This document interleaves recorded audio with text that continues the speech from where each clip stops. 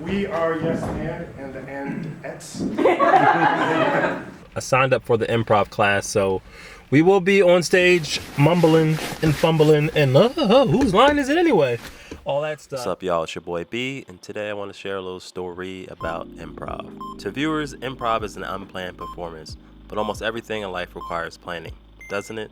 And if life itself is a performance, then why not get better at playing our part? This past January, I took a series of improv classes for a lot of reasons. But mainly, I wanted to get more comfortable with having eyes on me while I speak, move, or perform, especially on YouTube where every mistake feels permanent. So after around 8 classes and a show on stage, here are 5 things I took away from improv. Yes and, or follow the follower. One of the first things we learned in improv was accept what's in front of you and then build on it. Not shutting things down, ideas, emotions, or even awkward moments. It's a mindset and works just as well on the stage as it does in real life. That's what I try to do with my videos. Take a simple moment, then build on it with sound, visuals, pacing, not focus on perfection, but just building that consistency. In short, yes and is like asking an open-ended question. It leaves space for the conversation to grow. So number 2 was leaning into the corny. In improv, this would be exaggerated motions, noises, or other gestures and actions that you probably wouldn't want anyone to catch you doing out in public because you look ridiculous. Just picture yourself on a crowded train and doing something like, "Row!" or "Cha-ching!" You're probably going to garner some unwanted attention. So me personally, I spend an unnecessary amount of time trying to appear cool, polished, or nonchalant. By removing that filter, I can be corny at times. And not in a negative context, but just my natural self. And corny is honest, and honesty connects on camera. The third lesson is simple is good. That's because simple is relatable. Simple allows us to be on the same page and get to the fun quicker in a scene. The clearer I am, the easier it is for my scene partner to understand and respond.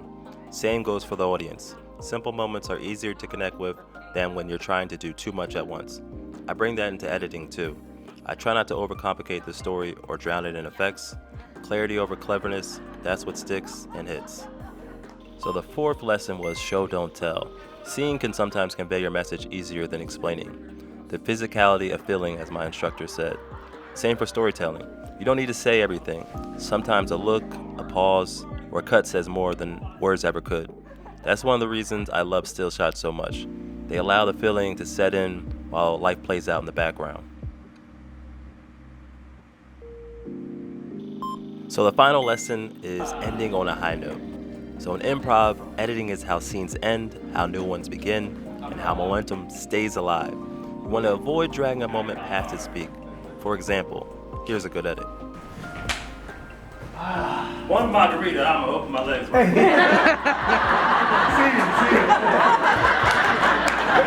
I come back to this principle when I edit photos or videos. You don't want to overstay your welcome or overcook something that was already great.